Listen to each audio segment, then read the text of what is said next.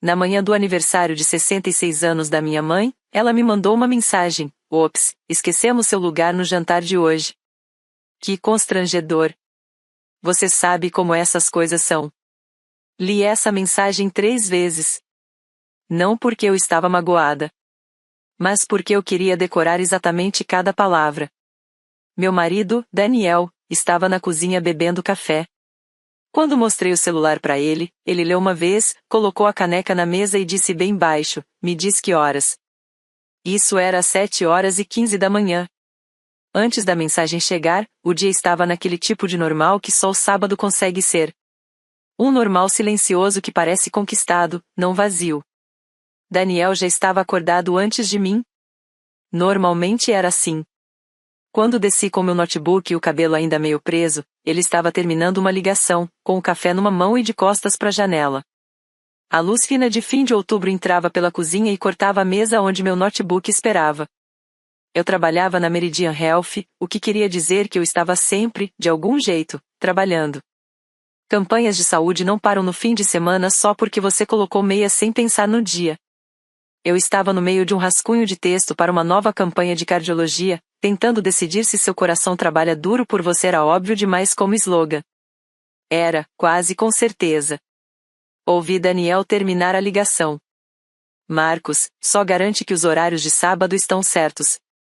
Depois eu vejo se precisa de algo. Unidade do South End, sim, deixa os números prontos. Eu nem prestei atenção. Ele tinha 4 restaurantes, e sempre havia números, sempre havia um Marcos, sempre algum lugar precisando de ajuste no sábado. Voltei para o meu problema com o slogan. Então a senhora Eleanor bateu na porta da cozinha. Ela tinha 81 anos, morava na casa ao lado, e lutava com a trava da caixa de correio todo sábado de manhã há 3 anos, desde que morávamos na Vickersham Lane. A trava em terra. O filho dela sempre diz que vai consertar. Eu já tinha começado a levar café para ela nos fins de semana, em parte porque eu gostava dela, e em parte porque alguém precisava fazer isso. Você vai me mimar assim? Ela disse, segurando a caneca com as 2 mãos, como sempre fazia, como se estivesse abraçando o calor, não só o café. Esse é o plano, eu respondi. Quando voltei para dentro, meu celular estava aceso na mesa da cozinha. Peguei sem pensar. Li, coloquei de volta. Peguei de novo. Ops, esquecemos seu lugar no jantar hoje. Que constrangedor. Você sabe como essas coisas são. Ela usou a palavra nós, não eu. Nós um erro compartilhado, um acidente coletivo. Brooke, eu não cheguei a essa conclusão por paranoia. Cheguei do mesmo jeito que a gente reconhece um padrão recorrente, depois de ver tantas vezes que ele começa a ter forma própria. Brooke tinha ligado para minha mãe 3 vezes nos últimos 10 dias. Carter tinha comentado isso de passagem, inocente como sempre, sem perceber que estava entregando algo importante. 3 ligações em 10 dias, bem antes de um jantar de aniversário que, de algum jeito, tinha sido organizado sem um lugar para mim. A mensagem chegou às 7h15. O jantar era às 7 da noite. Tinha tempo. Tinha lista de lugares, tinha reserva. 12 horas de aviso. Em algum momento nesse intervalo, alguém decidiu que isso podia ser ignorado e ainda assim estar tudo bem. Eu abri uma nova mensagem, escrevi 2 palavras. Sem problema. E enviei antes de pensar além disso. Depois coloquei o celular virado para baixo na mesa e fiquei um momento com as mãos apoiadas na madeira. Uma colega minha tinha dito uma vez, numa reunião longa demais numa terça à tarde, que tinha finalmente se afastado de uma conta de cliente, um daqueles relacionamentos profissionais que já não funcionavam há anos, antes mesmo de alguém admitir. As cadeiras mais difíceis de deixar, ela disse, são aquelas em que a gente nunca esteve confortável. Eu tinha concordado com a cabeça e seguido para o próximo assunto sem realmente parar para pensar naquilo. Agora eu pensei. Ou alguma parte de mim pensou. Em algum lugar abaixo do nível onde eu ainda estava tentando decidir o que sentia sobre tudo isso. Daniel ainda estava perto da janela. Eu fui até ele e estendi o celular. Ele leu. O rosto dele mudou de um jeito que eu não consegui identificar de imediato. Não era surpresa, era mais como confirmação. Como quando um número aparece exatamente onde você já esperava. Ele colocou a caneca na mesa. Me diz que horas. 7 da noite, eu disse. O Meridian Grill. Ele não olhou para mim de imediato. South End. Por quê? Ele perguntou, olhando agora. A gente conversa quando você estiver pronta. Eu ainda não estava pronta. Mas alguma coisa tinha mudado. Não raiva, não aquele choque quente que vem quando você realmente pega de surpresa. Era algo mais antigo, mais silencioso. Algo que já estava guardado há muito tempo, como numa gaveta que você nunca abre, não faz barulho, não pede nada, só espera. Espera o dia certo para finalmente ser tirado de lá e olhado de frente. Eu subi para me trocar. Eu já sabia qual vestido usar. Mas não subi de imediato. Fiquei parada na cozinha, com as mãos ainda no celular. A casa estava muito silenciosa, e a luz de outubro fazia o que a luz de outubro sempre faz em Charlotte, se movia devagar, quase visível, pelo chão. Daniel tinha ido para a varanda dos fundos terminar o segundo café. Eu ouvia o leve rangido da cadeira que ele sempre escolhia quando precisava de 5 minutos com os próprios pensamentos. Sentei. A verdade sobre uma mensagem como "Ops, esquecemos seu lugar" é que ela não chega como um golpe súbito. Ela chega como confirmação. Você não engasga. Você só assente para algo que já sabia, mas foi educada demais para nomear. E no espaço entre enviar sem problema e realmente sentir isso, uma porta se abre na sua mente, aquela que você normalmente mantém bem fechada num sábado de manhã, quando tem slogans para escrever e vizinhos para visitar. E tudo que estava atrás dela começa a sair. Como se só estivesse esperando ser convidado. A primeira coisa que veio foi a formatura. Maio de 2011, Chapel Hill. Aquele tipo de primavera no sul que faz você acreditar que o clima tem uma posição moral, quente, claro, sem nenhuma briga no céu. Eu atravessei o palco com um diploma em comunicação e uma alegria privada bem específica de quem tinha pago grande parte da própria faculdade sozinha, trabalhando nos verões na recepção de um hotel, e em um semestre muito longo como guia de campus, sorrindo mesmo com dores nas canelas. Minha mãe estava na plateia. Carter também. Ele tinha dirigido 3 horas desde Raleigh, algo que ele faria questão de dizer sem ninguém perguntar, e que minha mãe repetia para qualquer pessoa que quisesse saber de onde ele tinha vindo. 3 horas. Ele dirigiu 3 horas. A ideia era que amor podia ser medido em quilômetros rodados, em esforço visível, em dificuldade superada só para aparecer. Depois da cerimônia, eu encontrei os dois perto da fonte onde todo mundo se reunia. Minha mãe não estava olhando para a multidão. Estava olhando para Carter. Celular na mão. Sorria, clique. Mais uma, clique. Ela tinha aquele olhar que aparecia quando estava orgulhosa, levemente corada, olhos brilhando, a postura de quem sentia que a vida estava indo bem e queria registrar isso. Carter riu de alguma coisa. Ela riu também. Eu fiquei ali, a uns 2 metros, com minha beca, meu sapato baixo e meu diploma, esperando. Ela finalmente virou. Ah, você está aí. A gente só estava. Carter, vem aqui com ela. E assim a foto da minha formatura virou principalmente uma foto do Carter na minha formatura. Ele não se importava. Ele sempre era assim. Ele só não sabia que existia algo para se importar. No caminho de volta, minha mãe disse: Você sabe, o Carter nem precisava ter vindo. Ele tem uma audiência na segunda-feira. Ela falou com carinho, como se fosse um elogio. Isso é amor de verdade, Ellie. Quando alguém aparece mesmo quando custa caro. Eu respondi. Eu sei. E olhei pela janela. Pensei na recepção do hotel, nos grupos de visita, nas dores nas canelas. E entendi que, na conta da minha mãe, o custo do Carter 3 horas de estrada valia mais do que os 4 anos que eu tinha passado para estar ali. Não porque ela fosse cruel. Mas porque ela simplesmente nunca tinha pensado em me somar.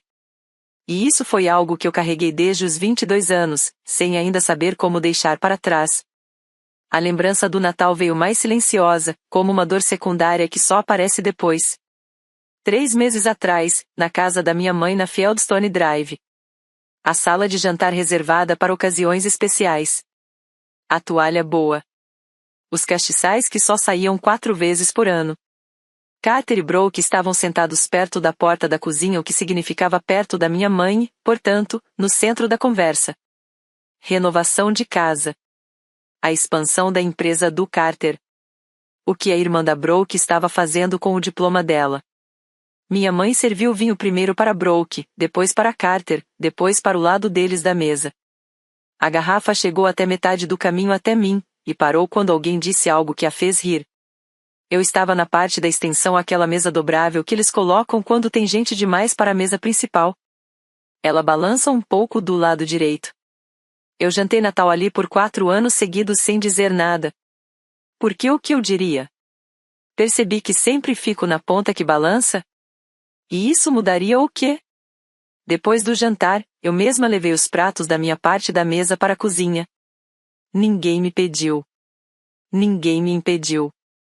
Fiquei na pia, lavando copos, enquanto a risada vinha da sala de jantar por causa de alguma coisa que o Carter tinha falado. E eu pensei, é isso que invisível parece por dentro. Não é dramático. Não é uma dor aguda. É só o acúmulo lento de ser a pessoa cuja presença não muda o formato do ambiente. Fiquei ali na cozinha por uns 15 minutos, só parada. Quando percebi, eu ainda estava parada. Daniel entrou da varanda e me olhou sem perguntar nada. Eu contei tudo. A formatura, o Natal, os 3 natais antes daquele, os jantares de aniversário em que a foto do bolo não tinha eu, e as ligações que começavam com o Carter acha e terminavam antes de perguntarem o que eu achava. Eu não estava chorando. Isso me surpreendeu. Ou teria me surpreendido, se eu ainda tivesse energia para surpresa. Eu só estava listando fatos. Como quem lista sintomas quando finalmente decide ir ao médico, não em desespero, mas para finalmente colocar tudo em voz alta. Daniel ouviu sem me interromper. Ele tinha esse jeito, um silêncio que não parecia ausência. Quando eu terminei, ele colocou a caneca no balcão. Você quer ir? Não, a gente deveria ir. Não vamos mostrar para eles. Só você quer ir? Sim, eu disse. Não porque eu estou com raiva. Eu sei, ele respondeu. Então porque eu sinto que estou prestes a fazer algo que não dá para voltar atrás? Ele ficou em silêncio por um momento. Porque você está, ele disse. Sem drama. Só como quem diz algo que é verdade. Meridian Grill é meu, L. O Marcos cuida do salão aos sábados. Eu olhei para ele. Foi sua mãe que escolheu o lugar. Eu acho que ela não sabia, ele disse. Eu pensei nisso por um segundo. Minha mãe, que tinha visto o restaurante numa capa de revista, ligado, feito a reserva para 8 pessoas, às 7 da noite, agora provavelmente estava em casa na Fieldstone Drive, escolhendo roupa, certa de que tinha organizado tudo exatamente como queria. Não, eu disse. Ela não sabia. E alguma coisa se assentou em mim naquele momento. Não era satisfação. Ainda não. Era mais parecido com o silêncio que vem quando uma equação longa finalmente se equilibra. Eu tinha ficado um pouco fora do quadro por 37 anos. E naquela noite, eu pensei, o quadro ia ter um tamanho diferente. Subi para me trocar. Eu já sabia exatamente qual vestido usar. Era um vestido bordô profundo, quase cor de vinho escuro, daquele tipo de cor que não pede permissão ao lugar onde entra. Eu tinha comprado aquele vestido 2 anos antes, para o gala da Triumph Health, a noite em que eu apresentei um rebranding na frente de 200 pessoas, e o aplauso no final tinha durado o suficiente para ser real. Depois disso, eu usei o vestido só mais 2 vezes. Uma vez num jantar de aposentadoria de uma colega. Outra vez num evento beneficente para a ala pediátrica do hospital. E, nas 2 vezes, pelo mesmo motivo, não porque eu queria impressionar alguém, mas porque existem roupas que você veste quando algo importa, e aquele era o que eu escolhia quando precisava me lembrar disso. Eu tirei o vestido do cabide e coloquei sem cerimônia. O espelho mostrou o que sempre mostrava naquele vestido, uma mulher que tinha feito escolhas e conseguia viver com elas.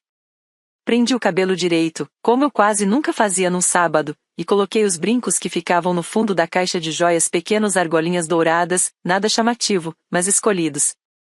Daniel estava na porta do quarto quando eu me virei. A gravata dele estava pela metade.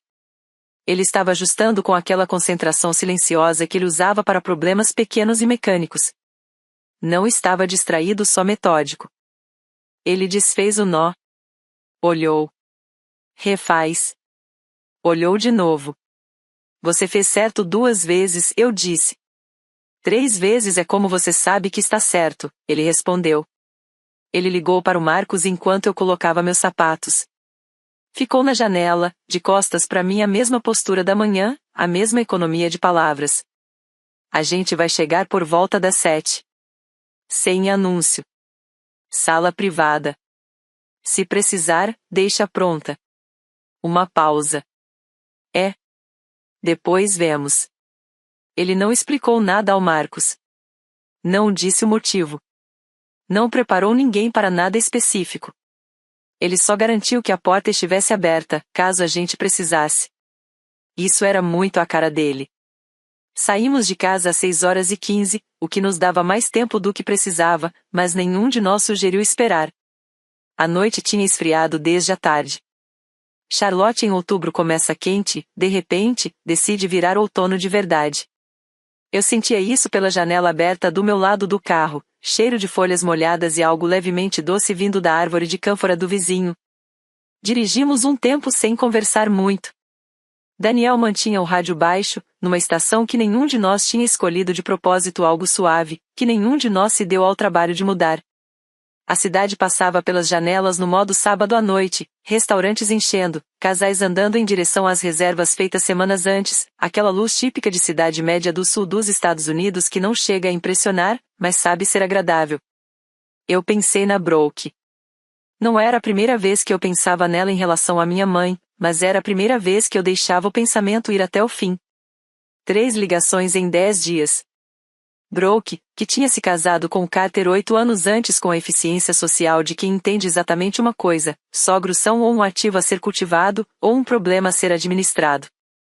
Ela tinha conquistado minha mãe com a mesma dedicação de alguém cuidando de um jardim que pretendia herdar, ligações semanais, visitas em feriados, uma atenção constante às preferências da minha mãe, algo que eu, com minhas semanas de 40 horas de trabalho, minha casa em Myers Park e uma vida que não girava em torno da aprovação de ninguém, nunca tinha conseguido igualar. Minha mãe chamava isso de amor. Eu não a culpava por isso. O que eu tinha entendido naquela manhã, enquanto virava a palavra nós na cabeça, era que em algum momento nessas 3 ligações alguém tinha falado do jantar, da lista de convidados, da mesa, da organização, e tudo isso tinha caído numa mente que já estava inclinada a concordar. Foi a Brooke, eu disse. O jantar. Daniel olhou para mim por um instante e depois voltou a atenção para a estrada. Provavelmente.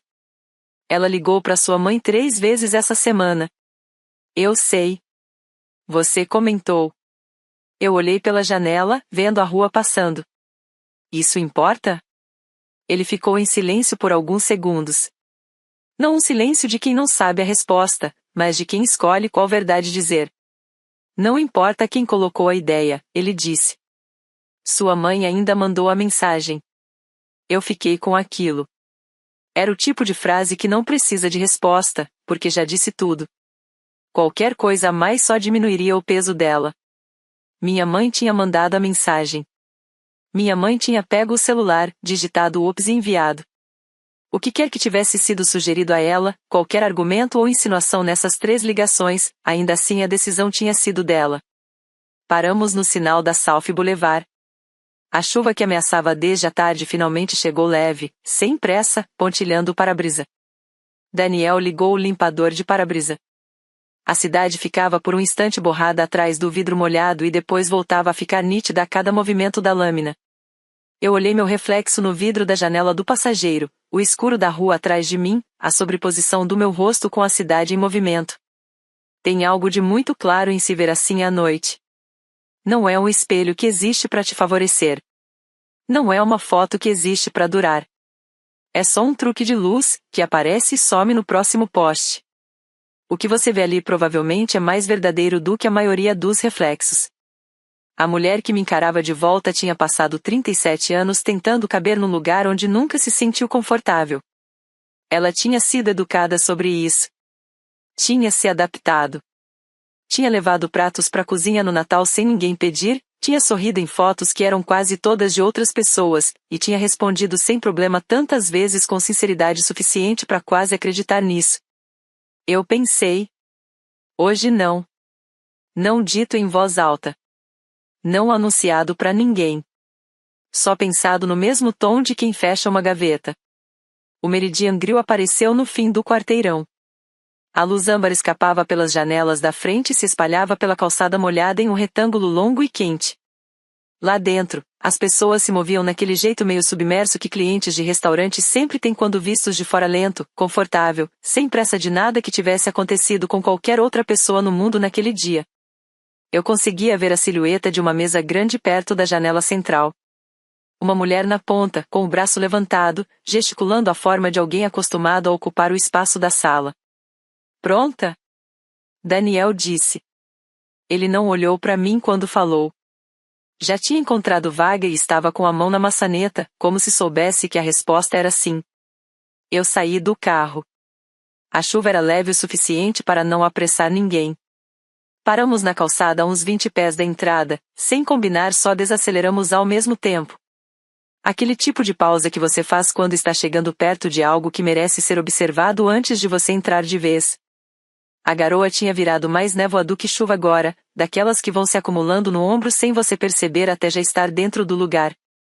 A frente do Meridian Grill tinha um vidro enorme, totalmente aberto, aquele tipo de arquitetura que parece dizer, não temos nada a esconder aqui. Venha ver as pessoas bonitas comendo comida bonita. De onde estávamos, o interior parecia um palco. A mesa da minha mãe estava no centro da sala. Claro que estava. Ela teria pedido isso ou a Brooke teria pedido por ela? A mesa no meio do salão, visível de todas as outras, aqui diz, esse grupo é importante o suficiente para ser notado. 7 pessoas ao redor dela. Carter à direita da minha mãe como sempre. A posição dele desde sempre. O lugar do primogênito. Um tipo de prioridade histórica que nunca foi oficialmente decidido, mas também nunca foi questionado. Brooke ao lado dele, um braço apoiado na mesa, dominando a conversa do jeito que ela fazia em qualquer ambiente que ela decidisse que era dela. 2 amigas da minha mãe dos tempos de escola primária, 2 mulheres que eu conhecia desde criança. Um primo de Concord que eu reconheci pela altura. Tia Cheryl na outra ponta, com os óculos de leitura empurrados para cima na testa, mesmo sem ter nada para ler como sempre ficavam. E na ponta da mesa, não exatamente parte do grupo, não exatamente fora dele, sem lugar real na composição, sem posição definida, só encostada ali como algo improvisado, uma ideia tardia transformada em objeto físico. Uma cadeira diferente das outras, levemente virada para fora, como se até o móvel entendesse que aquele lugar era provisório. Aquele era o meu lugar. Eu olhei para ele tempo suficiente para memorizar. O jeito como ele não fazia parte da linha perfeita das outras cadeiras. Depois olhei para Brooke. Ela estava com uma mão levantada agora, o dedo indicador apontando para cima, o gesto universal de quem está no meio de um ponto que vem construindo há alguns minutos. Toda a mesa estava olhando para ela. Minha mãe estava sorrindo, aquele sorriso que ela reservava para pessoas que queria impressionar. Eu passei grande parte da minha vida adulta tentando conquistar exatamente aquele sorriso. O casamento voltou para mim do jeito que as lembranças voltam quando você manteve elas à distância por muito tempo, tudo de uma vez só.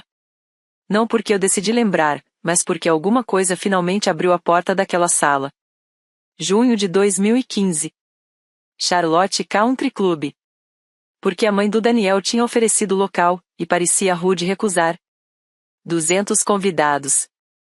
Uma cerimônia ao ar livre que, por algum tipo de sorte coletiva, não foi estragada pela chuva. Uma banda que tocou as mesmas 5 músicas em combinações diferentes por 3 horas. A gente dançou. Cortou o bolo. Passou pela noite do jeito que noivos passam, indo de mesa em mesa, tocando cada grupo por alguns segundos, sem nunca realmente ficar em nenhum lugar. Minha mãe sentou com Carter e Brooke na maior parte da recepção. Eu percebi isso do mesmo jeito que você percebe o clima se repetindo sem alarme, só reconhecendo o que aconteceu de novo. Quando a banda tocou a primeira música da nossa dança, eu procurei ela na multidão. Eu a encontrei numa mesa redonda no canto, inclinada na direção da Brooke, rindo de alguma coisa. Alguma coisa provavelmente era sobre a empresa do Carter, ou o bebê novo da irmã da Brooke, ou a casa que eles estavam vendo em Dilworth. Provavelmente era algo normal. Algo leve. Ela virou a cadeira um pouco para longe da pista de dança, só para conversar mais confortavelmente. O fotógrafo me encontrou perto do fim da noite. Você quer uma foto com sua mãe antes do pessoal começar a ir embora? Sim, eu disse. Claro. Mas quando fomos procurá-la, ela já tinha saído com Carter e Brooke para se despedir dos parentes. E o momento exigia esperar. E esperar exigia interromper. E interromper parecia pedir demais numa noite que já era complicada do jeito que noites importantes sempre são. A gente tirou a foto no dia seguinte, na cozinha dela. Só nós duas, na mesa. Meu vestido de noiva trocado por jeans. Ela parecia feliz na foto. Eu parecia alguém que tinha trocado a versão real de algo por uma cópia e decidido não comentar. Não existe foto minha do casamento em si. Eu pensei nisso exatamente uma vez antes de hoje à noite. E quando pensei, eu disse para mim mesma que tudo bem. Daniel não tinha se movido. Ele estava ao meu lado, com as mãos no bolso, olhando a mesa através do vidro, sem dizer nada. Ele estava sendo muito bom naquela noite em não dizer nada nos momentos certos. Eu quase pedi para ele continuar andando. O pensamento veio inteiro, pronto. A gente podia só ir embora. Ir para algum lugar quieto. Só nós dois. Um lugar sem história grudada nas paredes. Podíamos dirigir até aquele lugar em Nuda que ele queria me levar fazia tempo. O lugar com forno a lenha, sem reserva, onde eu poderia pedir algo que vinha com uma salada que eu não queria. A gente podia conversar sobre nada importante, depois ir para casa e deixar essa noite se dissolver em todas as outras noites comuns que nunca deixaram marca. Essa versão da noite existia. A gente podia ter ela. E então a Brooke disse alguma coisa. A mesa inteira riu. E minha mãe colocou a mão no braço da Brooke do mesmo jeito que colocava no meu quando eu era pequena e falava algo que a agradava rápido, carinhoso, presente, e depois sumia. E eu entendi uma coisa que eu já devia ter entendido há muito tempo. Ela não me odiava. Nunca me odiou. Não tinha maldade em nada disso. Nem na formatura, nem na mesa de Natal, nem na cadeira com estofado diferente que deveria ser o meu lugar naquela noite. Era só uma matemática simples e devastadora, uma mulher que, sem nunca realmente decidir, decidiu onde colocava a atenção dela. O Carter chegou primeiro e montou o acampamento ali. E aquele território nunca foi redistribuído. Não era crueldade. Era algo menor e mais difícil de discutir do que crueldade. Era hábito. E isso deveria ter sido mais fácil de engolir. Mas não foi. Porque você não consegue negociar com ódio. Mas também não consegue consertar com comportamento perfeito, nem com paciência suficiente, nem com anos de mensagens de sem problema enviadas antes do café terminar de passar. Ódio pelo menos é uma relação. O que minha mãe me deu foi uma ausência. E eu passei 37 anos preenchendo essa ausência com a minha própria presença me derramando num espaço que não tinha o formato de mim, me perguntando toda vez por que nada ficava. Tá bom, eu disse. Daniel olhou para mim. Eu não vou pedir pra gente passar direto, eu disse. Só queria falar isso em voz alta, pra não ficar preso na minha cabeça. Ele assentiu uma vez, como se aquilo fizesse todo sentido porque pra ele, provavelmente fazia. Então ele abriu a porta. O cheiro de alecrim e madeira queimada veio primeiro. Depois o calor. E então, do outro lado do salão, eu ouvi minha mãe dizer: "Ah!" Daquele jeito específico que ela usava para surpresas que não tinha tempo de preparar. A gente entrou. O Meridian Grill, no sábado à noite, funcionava numa frequência própria quente, calma, um lugar que já tinha decidido o que era e não precisava anunciar nada. Luz âmbar pendurada no teto. O som baixo de várias conversas ao mesmo tempo que não se pertenciam. O cheiro que eu tinha sentido na porta agora mais forte, mais profundo, alho assado, vinho, o calor específico de uma grelha a lenha trabalhando sério lá atrás. 30 mesas, talvez. Cerca de 2/3 ocupadas. Um sábado de outubro com reservas feitas semanas antes. Aquele tipo de noite que se organiza sozinha. Marcos estava no balcão da recepção quando a gente entrou. Ele era um homem alto, na casa dos 40 e poucos anos, com aquela postura calma de quem já lidou com salas difíceis por muito tempo e não precisa mais mostrar autoridade na pressa. Ele levantou os olhos do livro de reservas. E quando viu o Daniel, algo na expressão dele mudou não de forma exagerada. Não era algo que você fotografaria e chamaria de reação. Era mais sutil. Um pequeno ajuste de postura, como alguém que reconhece a presença de uma pessoa importante no ambiente profissional. Ele saiu do balcão para nos cumprimentar. E aqui está a verdade sobre um lugar que pertence a alguém. Ele sabe quando essa pessoa entra. Não de um jeito místico, mas do jeito mais simples e físico possível. Funcionários reconhecem quem está acima na hierarquia, e esse reconhecimento se espalha pelo ambiente como uma mudança silenciosa de comportamento. Eu contei 12 funcionários no meu campo de visão naquele momento. Garçons, o entregador de pratos, o sommelier perto da adega, 2 pessoas atrás do bar de apoio. Nenhum deles parou o que estava fazendo. Ninguém fez cena. Mas, no intervalo entre a gente entrar e o Marcos chegar até nós, cada um deles ficou um pouco mais ereto. Do jeito que as pessoas fazem quando o centro de gravidade da sala muda. Não era encenação. Encenação você ignora. Isso era só verdade. A Brooke percebeu primeiro. Eu vi o momento em que ela entendeu a trajetória do Marcos atravessando o salão. Vi o olhar dela seguir ele até o Daniel, e depois voltar para mim. E então voltar pro Daniel com aquela expressão de quem está refazendo uma conta mental que não está dando o resultado esperado. Ela não disse nada. Pegou a taça de vinho sem olhar direito e colocou de volta na mesa sem beber. O Carter veio alguns segundos depois. Ele estava no meio de uma frase gesticulando, contando alguma coisa quando o Marcos chegou. E ele parou. Olhou pro Daniel. Olhou pro Marcos, que estava apertando a mão do Daniel com aquela naturalidade calorosa de quem vê o chefe no fim de semana e realmente fica feliz. O Carter tinha trabalhado 15 anos com direito corporativo. Ele entendia a linguagem de hierarquia sem precisar de tradução. Dava para ver o entendimento chegando no rosto dele. Como o clima quando atravessa uma planície aberta você vê de longe, vem rápido, e quando chega, não dá mais para impedir. Minha mãe foi a última a olhar. Ela ainda estava rindo de alguma coisa que a tia Cheryl tinha dito, a cabeça levemente inclinada para trás. A risada de aniversário. Aquela que aparece quando tudo está indo como planejado. Ela sentiu a mudança na mesa antes de ver a gente. Sentiu no silêncio repentino do Carter. No jeito que a Brooke tinha parado de mexer na taça. Ela virou. Ah! O som saiu antes de chegar no rosto dela. Surpresa. E então o sorriso se montando imediatamente em cima da surpresa. Aquele que ela tinha pronto para situações sociais, quando precisava parecer mais preparada do que realmente estava. Ellie. Você veio mesmo. Ela disse isso com carinho. Na voz dela, parecia totalmente verdadeiro. Ela tinha esperado que eu ficasse em casa. Eu tinha certeza disso. E minha presença ali obrigava uma edição rápida na história que ela vinha construindo o dia inteiro sobre aquela noite. Mas ela era boa nisso. Ela editava a história da nossa família há décadas. Feliz aniversário, mãe, eu disse. A tia Cheryl virou na cadeira, acompanhando o momento.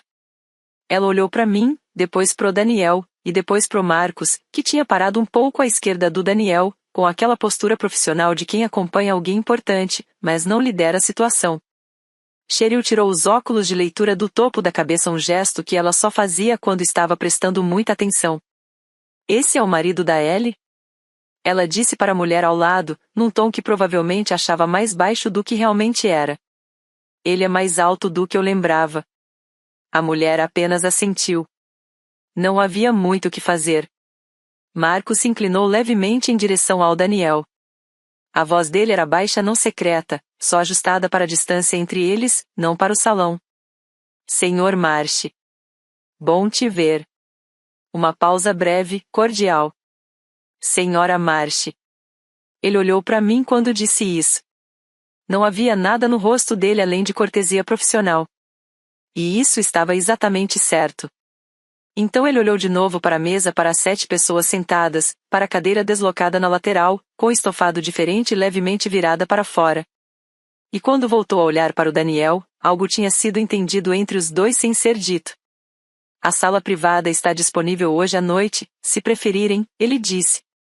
E então, mais baixo ainda, com a delicadeza de quem já lidou com situações difíceis o suficiente para saber como oferecer sem pressionar.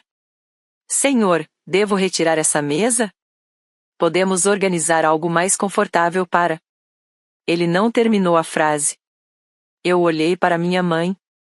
Ela estava me olhando. Não com um sorriso social. Ele tinha desaparecido em algum momento nos últimos 30 segundos durante a chegada do Marcos, ou o reconhecimento do Carter, ou o comentário da tia Cheryl. Eu não saberia dizer exatamente quando. O que estava no rosto dela agora era algo que eu não tinha nome para usar. Não era culpa. Culpa exige que você já tenha decidido que algo está errado. E ela ainda não tinha chegado lá. Era antes disso. O primeiro segundo de entendimento. O instante exato antes da história se reorganizar. Ela estava me olhando como quem olha um cômodo que achava conhecer, quando a luz muda e as proporções não são mais as mesmas. Ela estava começando a entender o que tinha escolhido. E eu estava prestes a mostrar para ela como é escolher visto por alguém que passou 37 anos praticando a versão silenciosa disso e que agora tinha terminado com ela de vez. Eu me virei de volta para o Marcos. Não, eu disse. Por favor, é o aniversário da minha mãe. Deixa eles aproveitarem a noite. Marcos absorveu isso sem piscar. Ele tinha a calma profissional de um homem que já lidou com pedidos muito mais estranhos do que aquele sem demonstrar surpresa. E se achou incomum eu recusar algo que ele mesmo tinha acabado de oferecer, não deixou transparecer como alguém muito treinado nisso. Claro, ele disse. A sala privada então. Por aqui, por favor. Eu me virei mais uma vez para a mesa da minha mãe. Ela ainda estava me olhando. O sorriso social não tinha voltado. Ela estava muito ereta na cadeira, na postura de aniversário aquela que ela tinha mantido a noite inteira. A postura de quem está no comando da situação. Mas algo tinha mudado. Alguma coisa que sustentava aquilo não estava mais firme. E o resultado foi que ela parecia, pela primeira vez que eu conseguia lembrar, insegura. Não de mim. De si mesma. Da forma daquele momento que ela tinha certeza de entender. Feliz aniversário, mãe, eu disse. Espero que você tenha uma boa noite. Eu falei sério. Isso foi o inesperado, eu realmente quis dizer aquilo. Ali, com a opção de tirar a mesa dela dali, e escolhendo não fazer isso, eu percebi que o que eu queria de verdade era que ela tivesse uma noite agradável, com pessoas que a faziam feliz. Porque isso sempre tinha sido o que eu quis. Só que nunca para mim, ao custo de mim mesma. Ela abriu a boca. Mas nada saiu. Eu segui Marcos pelo salão. A sala privada do Meridian era menor que o salão principal 8 lugares. Uma mesa redonda. Luz mais quente, vinda de 2 fontes em vez de 12. O efeito era quase de luz de vela, mais íntimo do que restaurante. Tinha uma janela virada para o beco e, na parede do fundo, uma pintura das montanhas Blue Ridge no outono. Daniel puxou a cadeira para mim. Eu sentei. Um garçom apareceu imediatamente. Água servida sem ninguém pedir. Cardápios colocados com precisão silenciosa. Sem pressa, disse Marcos, e se retirou. Ficamos um momento em silêncio. Na mesa, uma vela pequena dentro de um copo de vidro. 2 cardápios que eu ainda não tinha aberto. O som distante do salão principal atravessando a parede, como o clima de outro lugar. Daniel esticou a mão e cobriu a minha. Só isso. Ele não disse você fez o certo. Não disse estou orgulhoso de você. Ele não disse nada. E isso foi exatamente o certo para o momento que já tinha dito tudo o que precisava dizer. Eu peguei o cardápio. O cordeiro parecia bom.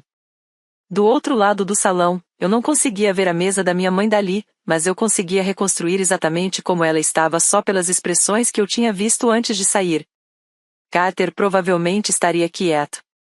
Carter ficava quieto quando estava pensando demais, quando os dados precisavam ser reorganizados sem interrupção. Brooke já teria o celular na mão. Não de forma óbvia. Não levantado acima da mesa, mas no colo dela, como as pessoas fazem quando precisam de algo para ocupar as mãos enquanto se reorganizam por dentro. As mensagens dela para o Carter na última semana provavelmente iam parecer bem diferentes para ele no fim da noite. E minha mãe estaria ali com algo para o qual não tinha roteiro. Ela era uma mulher que entendia a hospitalidade como forma de controle não no sentido ruim, mas no sentido real de que, para ela, oferecer uma mesa bonita, escolher o restaurante certo e organizar a lista de convidados era sua principal forma de influência sobre um ambiente. Ela criava o evento. Ela moldava a noite. Ela decidia quem sentava onde e o que aquilo tudo significava. Era a autoridade que ela tinha exercido a vida inteira. Aquilo em que ela era realmente boa e era boa do jeito que as pessoas são boas no que praticam há décadas. Porque a alternativa parecia ser nada. E naquela noite, no restaurante que ela escolheu, com a lista de convidados que ela montou e o arranjo de lugares que ela aprovou, alguém tinha oferecido tirar a mesa dela, com a permissão da filha dela. E a filha dela disse não. Ela tinha sido perdoada. Não punida, perdoada. E não existe roteiro social bom para ser perdoado por alguém que você passou 37 anos sem realmente enxergar. Porque perdão implica que a outra pessoa tinha um poder que escolheu não usar. E reconhecer esse poder exige uma revisão completa da história que você vem contando para si mesma sobre quem deve o que a quem.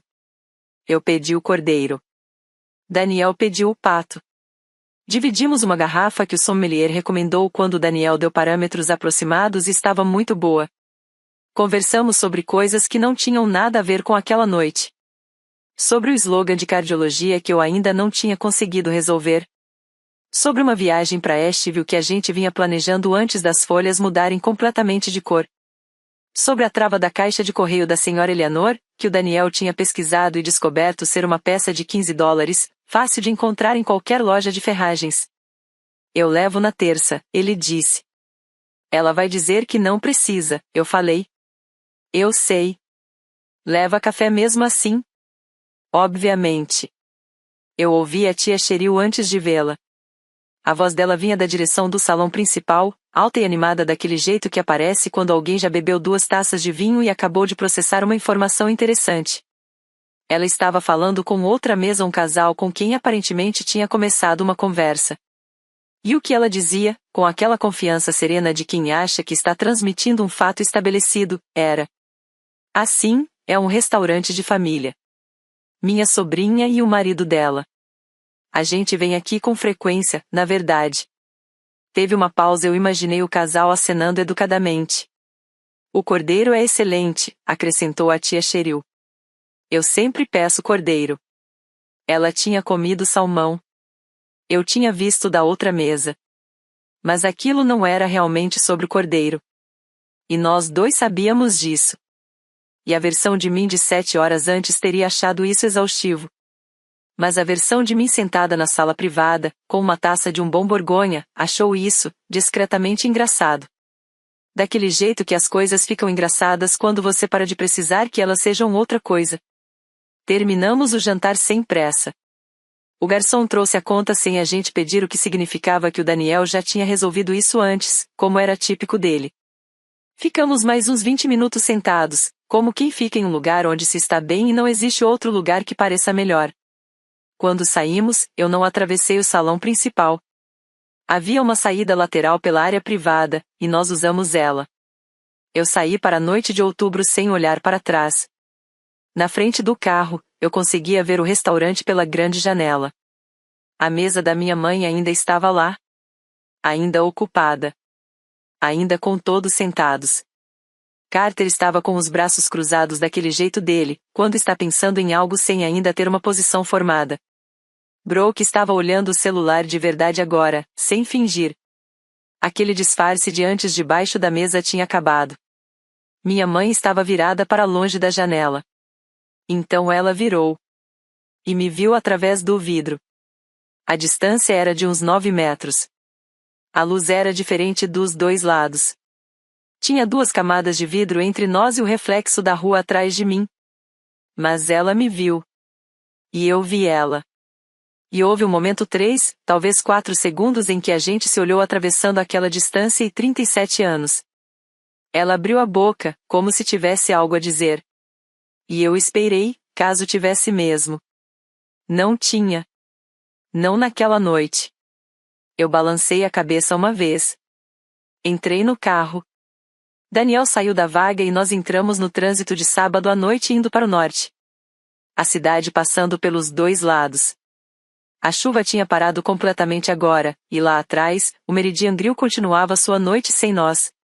A luz âmbar dele atravessando as janelas e caindo na calçada molhada, igual estava quando a gente chegou. Nós fomos para casa sem rádio. Não num silêncio pesado, só no tipo confortável. O tipo de silêncio que casais desenvolvem depois de anos dividindo espaços pequenos. Onde a ausência de som não é uma mensagem sobre o que alguém está sentindo. É só o que o momento pede. Eu vi a Charlotte passando pela janela. As janelas acesas dos prédios. Um posto de gasolina onde um homem abastecia o carro com o casaco levantado contra o frio. Um cachorro sendo levado para passear por alguém que parecia preferir estar dentro de casa. O mundo comum de um sábado à noite seguindo em frente. Eu não pensei em nada específico o caminho inteiro que era estranho para mim. Eu geralmente sou uma pessoa que preenche o silêncio com pensamento. Com análises do que foi dito e do que não foi. Com um registro de detalhes que só fazem sentido depois. Naquela noite, o registro simplesmente não começou. Eu fiquei sentada no banco do passageiro, no meu vestido corvinho, olhando as ruas molhadas da cidade, e pensei, bom. Isso já é suficiente por hoje. Carter ligou na manhã seguinte, às 9h15. Eu estava na cozinha quando o nome dele acendeu na tela.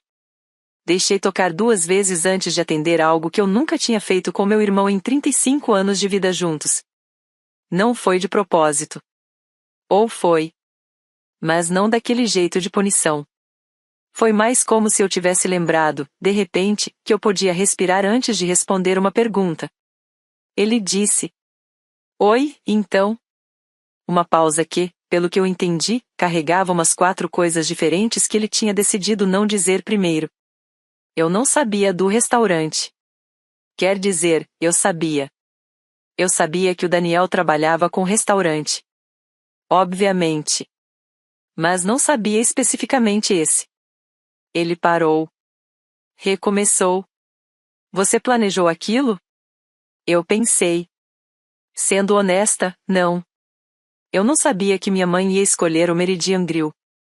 Eu não tinha armado nada. Eu tinha colocado um vestido, entrado num carro e entrado numa sala. Não, eu disse. Foi a mãe que planejou. Do outro lado, ficou um silêncio longo bastante para dar para sentir ele processando o peso da frase. Carter era advogado. Ele entendia muito bem quem é responsável pelo quê. Ela me ligou ontem à noite, ele disse por fim.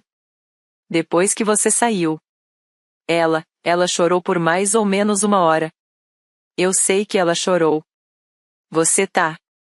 Ele pareceu escolher entre várias formas de terminar a frase. Nenhuma encaixava bem. Você tá bem? Eu tô bem, eu disse. Sério. Bem mesmo. Não daquele outro tipo. Ele ficou quieto de novo. Ao fundo, eu ouvi a manhã dele os sons da cozinha, a acústica específica da casa dele. Uma criança em algum lugar. A máquina de expresso que ele tinha há 4 anos e ainda não tinha aprendido a usar sem fazer barulho. Brooke, ele começou, e depois mudou de ideia. Brooke tá meio reflexiva hoje de manhã. Eu não perguntei nada. Nem precisava. Carter, eu disse, eu não quero falar da Brooke agora. Nem da mãe. Pode ser só. Sim. Claro. Uma respiração. E então? O Daniel me ligou ontem à noite, na verdade. Por volta das 10. Alguma coisa em mim ficou completamente imóvel. Ele ligou. Ele perguntou se eu queria que ele desse a conta da sua mãe como cortesia. Como gesto de aniversário.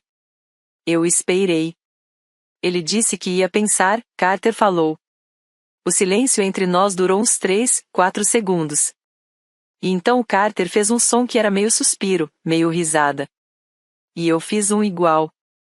E a gente não falou nada por um momento, porque não tinha nada que pudesse melhorar aquele silêncio. Eu perguntei. Deu conta, ele completou. Ele pensou nisso, Carter disse. E isso foi tudo o que a gente precisava. A gente riu daquele jeito específico de irmãos quando alguma coisa já foi verdade há muito tempo, e finalmente alguém colocou em palavras. Não uma risada bonita. Nem encenada. Só real. A primeira risada que tivemos, eu percebi, não era moldada pela presença de mais ninguém na sala. A primeira que era só nossa. Conversamos por mais uns 20 minutos sobre coisas que não tinham nada a ver com o restaurante. Nem com a Brooke. Nem com cadeiras fora do lugar no esquema da mesa. Falamos do escritório dele, da minha campanha, e da viagem para Asheville que eu e o Daniel estávamos pensando em fazer. Quando desligamos, eu senti algo que não esperava. Um fio fino, mas ali entre mim e meu irmão, que não tinha estado ali no dia anterior. Não reparado. Não era tão simples assim. Mas presente. Patrícia ligou naquela tarde. Dessa vez, eu deixei tocar só uma vez antes de atender. Não sei bem por que a diferença. Talvez porque eu já estivesse preparada. Ou porque já tinha passado a manhã inteira pensando no que ela poderia dizer e como eu responderia ensaiando mentalmente, como eu sempre faço com quase tudo antes de ser chamada para viver de verdade. Ela começou falando do tempo. E isso já me disse tudo. Minha mãe só falava do clima com pessoas com quem ela não sabia muito bem como começar uma conversa direta. E essa lista era pequena. Esfriou, ela disse. Esfriou, eu concordei. Uma pausa. Eu pensei que a gente devia falar sobre ontem à noite. Tá. Houve um mal-entendido com os lugares. A Brooke estava cuidando da reserva e houve um problema de comunicação e eu não conferi direito e eu devia ter. Ela continuou por um tempo. Ela era boa nisso em construir uma explicação que espalhava a responsabilidade de um jeito que ninguém carregava tudo sozinho. A Brooke cuidou da reserva. Teve um problema de comunicação. Ela devia ter conferido. A noite ficou corrida. Era uma arquitetura bem montada. E poderia até soar plausível. Se eu não conhecesse ela há 37 anos. E se eu não tivesse visto o rosto dela no momento depois que o Marcos fez a pergunta aqueles 3 segundos antes dela conseguir reconstruir a expressão. Ela acreditava na explicação que estava me dando. Esse era o ponto mais difícil. Ela não estava mentindo no sentido de saber a verdade e escolher outra coisa. Ela estava mentindo de um jeito mais profundo. Do jeito que a gente mente quando conta uma história tantas vezes que ela vira a versão que a gente realmente lembra. Eu sei que você acredita nisso, mãe, eu disse. Silêncio. O que isso quer dizer? A voz dela mudou. Não com raiva. Não ainda. Só, pega de surpresa. Quer dizer que eu te amo, eu disse. Quer dizer tenha uma boa semana. Feliz aniversário, mãe. Espero que ontem tenha sido bom. Eu encerrei a ligação. Coloquei o telefone virado para baixo na bancada da cozinha e fiquei ali por um momento, com a mão em cima da capa. A casa estava muito quieta. O Daniel estava lá fora em algum lugar. Eu conseguia ouvir ele mexendo na garagem, fazendo alguma tarefa de sábado que ele vinha adiando. Pela janela da cozinha, o quintal estava comum. A árvore de cânfora, a cerca de madeira, a luz que no fim de outubro chega baixa. E em um ângulo que faz tudo parecer pensado. Eu pensei no álbum de casamento. Ele estava no armário do quarto de hóspedes, um daqueles livros pesados, encapados de tecido, que o estúdio de fotografia fazia 6 meses depois do casamento, numa época em que ainda era assim. Eu não tinha aberto aquilo em anos. Mas eu sabia o que tinha dentro. Daniel e eu na cerimônia. Daniel e eu cortando o bolo. Daniel e eu com os pais dele. Com os meus. Com as 2 famílias juntas. Com amigos da faculdade, do trabalho, dos anos antes de virarmos o que éramos. Eu conhecia cada foto sem olhar, porque tinha visto tudo uma vez com atenção e depois guardado o álbum. Não existia nenhuma foto só minha com minha mãe. Eu sabia disso há 9 anos. E nunca tinha dito em voz alta. E só naquela noite eu entendi que isso era algo que precisava ser dito. Não como acusação. Não como pedido de reparo. Só como um fato que precisava existir no aberto, em vez de ficar naquele quarto fechado onde eu tinha guardado junto com a formatura, a mesa de Natal e a cadeira com o estofado errado. Aqui está o que eu sabia. Eu não podia consertar a jornada da minha mãe. Eu não podia voltar no tempo e tirar aquela foto, ou rearranjar as cadeiras, ou fazer ela enxergar aos 40, 50 ou 60 anos o que ela não tinha querido ver. Ela ia processar a noite anterior do jeito que fosse capaz de processar. E isso ia ser imperfeito, provavelmente incompleto. E isso era dela para carregar, não meu. Eu tinha carregado a jornada dela junto com a minha por 37 anos. E agora eu estava deixando isso no chão. Não de forma dramática. Do mesmo jeito que você larga uma bolsa que carregou por tanto tempo que já nem percebe mais o peso. Só coloca no chão. Endireita o corpo. E percebe, com certa surpresa, que os ombros ainda sabem como é não segurar nada. Daniel bateu levemente na moldura da porta dos fundos antes de entrar, vindo da garagem, um hábito que ele tinha criado porque eu me assustava fácil, e ele tinha aprendido a anunciar a própria presença de forma pequena. Ele me olhou do jeito que vinha me olhando desde a manhã anterior. Sem checar. Sem preocupação. Só presente. Eu tava pensando, ele disse. Vou fazer o jantar no próximo sábado. Aqui. Só nós dois. Eu olhei para ele. Perfeito, eu disse. E eu quis dizer isso de um jeito que eu não tinha querido dizer uma única palavra há mais tempo do que eu queria contar. No sábado seguinte, Daniel fez massa. Nada complicado. Uma matriciana simples. Guanciale dourado na frigideira até ficar crocante nas bordas. Tomate samarzano que ele guardava na despensa para uma receita que nunca chegava a fazer. A cozinha foi enchendo do cheiro uma hora antes de a gente comer. Gordura de porco derretida, tomate, e o doce específico da cebola cozinhando devagar no azeite, aquele tipo de cheiro que faz a casa parecer ocupada no sentido mais completo da palavra. Eu estava sentada na mesa da cozinha com uma taça de vinho, observando ele cozinhar.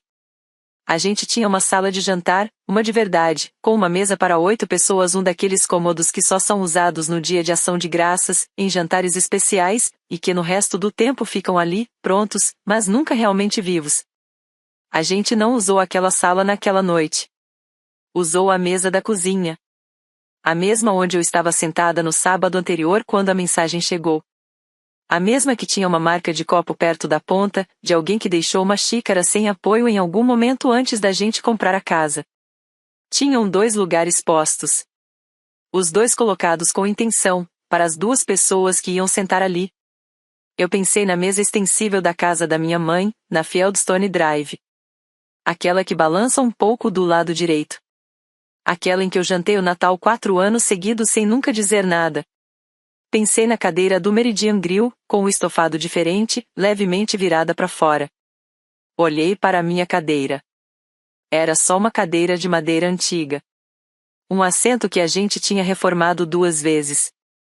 Um pouco irregular nas pernas de trás, um detalhe que nenhum dos 2 nunca tinha arrumado. E eu pensei, essa aqui é minha. Não designada. Não provisória. Não colocada no último segundo como algo secundário. Minha, no sentido de que as coisas passam a ser suas quando você para de esperar que alguém te entregue e simplesmente senta. Daniel colocou uma tigela na minha frente. Sentou do outro lado. Serviu mais vinho para os 2 sem perguntar. E a massa, ele disse. Perfeita. É? O guanciale. O que tem? Tá no ponto certo. Ele me olhou do outro lado da mesa com aquela satisfação leve de quem fez algo bem feito e não precisa ser elogiado, só reconhecido. A gente comeu sem pressa. Lá fora, a chuva tinha chegado do oeste, como costuma acontecer em Charlotte no fim de outubro, não violenta, só presente, se instalando na noite.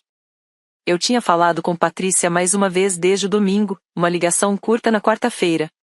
Prática. Ela queria saber se eu e o Daniel íamos no dia de ação de graças que ainda estava a 1 mês de distância. Tempo suficiente para tudo mudar, ou nada mudar.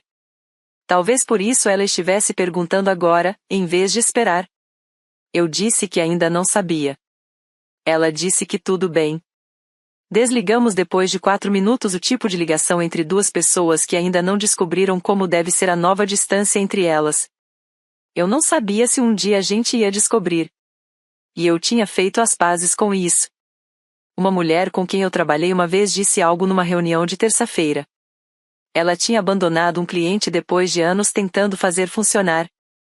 Ela disse: os lugares mais difíceis de sair são aqueles em que a gente nunca esteve confortável de verdade. Eu tinha sorrido, seguido para o próximo ponto da pauta. E entendido, com aquela incompreensão específica de quem escuta uma verdade sobre si mesma antes de estar pronta para aceitar. Absolutamente nada. Eu entendi isso agora. Eu tinha tentado me encaixar numa cadeira que nunca tinha sido feita para mim, não porque minha mãe fosse uma pessoa cruel, mas porque ela era alguém com uma quantidade limitada de atenção, organizada em torno de prioridades que ela mesma tinha definido antes de entender completamente o que qualquer um de nós viria a ser. E eu tinha caído, sem culpa específica de ninguém, no lado errado dessas prioridades. Passei anos tentando me ajustar ao formato que aquele lugar exigia. Me fiz menor. Mais quieta. Menos inconveniente. Mandei mensagens dizendo sem problema e às vezes até acreditava nelas o suficiente para continuar indo em frente. Mas a cadeira nunca ia servir. A cadeira nunca foi o problema. Eu olhei para o Daniel do outro lado da mesa. Ele comia com aquela satisfação concentrada de quem cozinhou algo de que se orgulha, e agora está comendo na companhia de alguém que ele escolheu e continua escolhendo todos os dias, nas pequenas coisas que não viram histórias bonitas, mas viram vidas boas. Ele estava com os óculos de leitura na cabeça, mesmo sem ter nada para ler. Ele sempre fazia isso quando estava confortável. E eu pensei. Eu escolhi isso. Eu montei essa mesa. Coloquei essas 2 cadeiras aqui, esses 2 pratos, esses 2 copos, nós 2 aqui. Nada nessa casa foi deixado para depois. O vestido corvinho estava no armário lá em cima.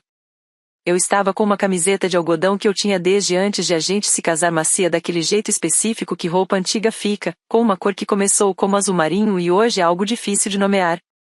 Eu não tinha pensado, quando vesti aquilo à tarde, se era apropriado. Não havia ocasião. Esse era o ponto. Depois do jantar, lavamos a louça do jeito que sempre lavamos.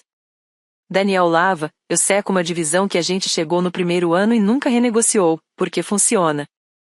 E porque existem arranjos em uma vida a 2 que são tão silenciosamente certos que somem da vista. O rádio tocava pelo celular dele em cima da bancada, sem escolha cuidadosa, uma estação que ia passando por músicas que a gente reconhecia pela metade. A chuva continuava lá fora, constante. As janelas da cozinha estavam levemente embaçadas nas bordas. Eu sequei uma tigela e coloquei no escorredor, peguei outra. E o Daniel me entregou sem olhar. Lá fora, na Vickersham Lane, a noite seguia do jeito comum. A luz da varanda do vizinho acendendo às 7, como sempre.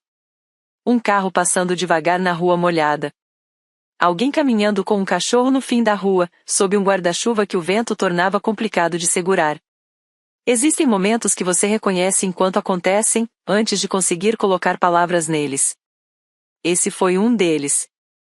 Eu estava na minha própria cozinha, com minha camiseta antiga de algodão, secando uma tigela que precisava ser seca, ao lado de um homem que sabia que precisava bater na porta antes de entrar em um cômodo. E, em algum lugar da cidade, minha mãe estava vivendo a noite dela. Meu irmão estava vivendo a dele. Brooke também. E a tia Cheryl provavelmente estava contando uma história que tinha ficado muito melhor a cada vez que era repetida. E eu estava aqui. Totalmente aqui. Sem pensar se eu era bem-vinda. Pela primeira vez em 37 anos, eu não me perguntei se tinha merecido o meu lugar. Eu mesma tinha colocado essa cadeira ali. Tem uma coisa que ninguém te conta sobre as dores silenciosas, aquelas que não chegam com gritos ou portas batendo. Elas vêm em forma de uma lista de lugares que nunca parecem ter espaço para você. Uma foto onde você está sempre um pouco fora do enquadramento. Elas são mais difíceis de nomear do que as dores barulhentas. E justamente por isso, a gente consegue carregá-las por anos sem nunca realmente largar. Você diz para si mesma que está tudo bem. Responde mensagens com sem problema. E o mais estranho é que você acredita nisso, o suficiente para continuar. O que ela aprendeu e o que essa história realmente é a diferença entre tolerar um lugar e escolher um lugar. Por muito tempo, ela tentou se encaixar em um espaço que nunca foi feito para ela. Ajustava a postura. Se fazia menor. Preenchia o silêncio com adaptação. Até o momento em que ela parou. Não com raiva. Não com confronto. Mas com uma coisa simples. Não, deixe eles aproveitarem a noite deles. Foi o momento em que ela parou de atuar para uma plateia que nunca esteve realmente olhando. E aqui está a lição que vale a pena guardar. Você não consegue convencer alguém a te enxergar se essa pessoa já decidiu não olhar. E a coisa mais poderosa que você pode fazer não é forçar os olhos dela a se abrirem. É parar de precisar ser vista por ela. Isso não é desistir. Isso é finalmente crescer. Sair de um lugar que nunca foi seu não é perda. É o primeiro passo para construir a sua própria mesa. Se essa história ficou com você, pergunte com honestidade. Existe algum lugar na sua vida em que você está tentando se encaixar há tempo demais? E se alguém ainda estiver segurando essa cadeira para você, o que seria preciso para você finalmente se levantar? Compartilhe o que você pensa. Talvez você diga exatamente o que alguém precisava ouvir hoje.